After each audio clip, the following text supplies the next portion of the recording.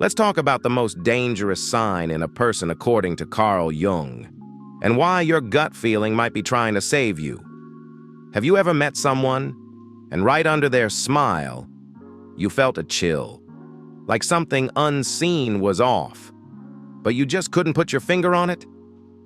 Carl Jung, the great Swiss psychologist, called this the silent warning, a psychological red flag that's far more dangerous than any overt hostility. It's not about aggression or toxicity on the surface.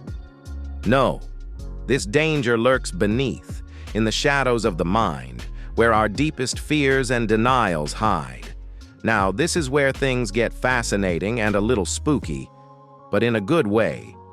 Jung named this phenomenon shadow projection. Imagine you're having a perfectly normal conversation, and suddenly the person you're talking to accuses you of things you never thought or did. They attribute negative qualities or intentions to you that don't even exist. What's happening here? They're not really seeing you. They're seeing their own unconscious darkness reflected and projected onto you. This shadow is everything we refuse to admit about ourselves, the ugly parts we shove deep down, hoping they'll disappear. But of course they don't. They lurk, gathering energy, waiting for a chance to break loose. When someone can't face their shadow, it's like a psychological boomerang. They throw their fears and faults onto others with complete certainty that it's reality. And if you think this sounds a bit like drama, you're right.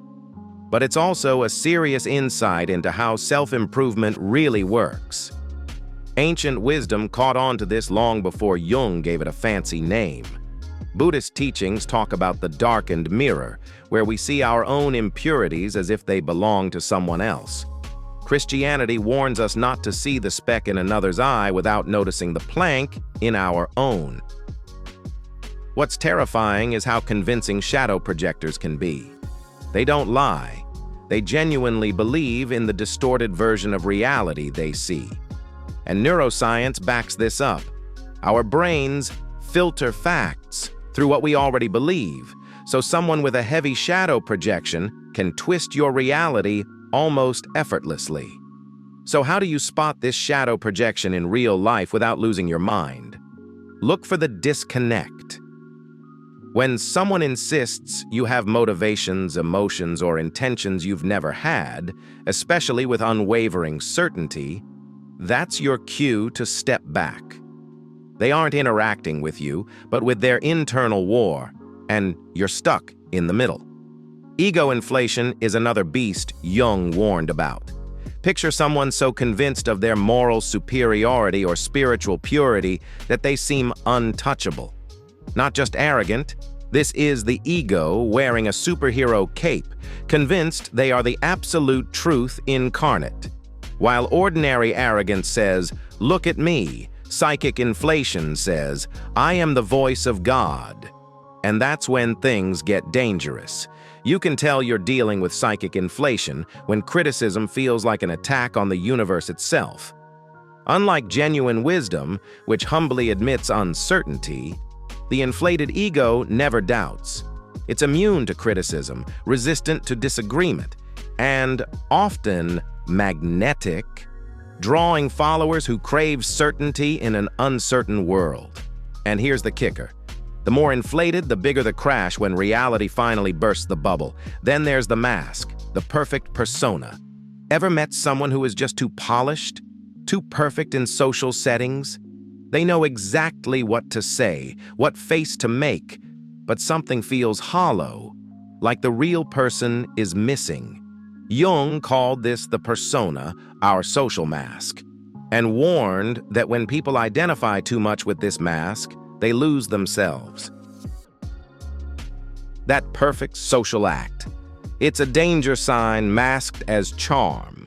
Our brains pick up on subtle mismatches between words, expressions, and body language. When the inside doesn't match the outside, mirror neurons send us a warning signal: unease. And behind that flawless exterior is usually a shadow, growing darker and more chaotic, waiting for an explosive moment. Now this is where it gets almost mythical. Archetypal possession. Jung described how sometimes people lose themselves completely, channeling primal forces or archetypes like the savior, the warrior, or the victim. They lose normal psychological flexibility and become vessels of something bigger, sometimes frightening. You might feel it in their gaze, a strange glow, an eerie certainty that is hard to ignore. These states might be controlled in rituals, but when they happen spontaneously, without guidance, they become dangerous. The person acts with an absolute conviction that feels otherworldly, and their influence can ripple out, inspiring mass movements or chaos. Archetypes are double-edged swords. They hold light and shadow. The savior archetype can heal or destroy depending on which side dominates. The person possessed by an archetype often cannot reflect on their actions. They act from a place beyond normal self-awareness. But if all this sounds like a psychological thriller, it gets deeper with the compulsion to repeat. Imagine someone trapped in the same painful situation over and over, always the same story, same betrayals, same heartbreaks, yet genuinely surprised every time it happens. Jung called this the compulsion to repeat. Unconscious patterns forged by trauma that replay like a broken record. This isn't about bad luck or fate. It's hardwired into the brain. Trauma creates neural pathways that bias perception toward the familiar, even when that familiarity is painful.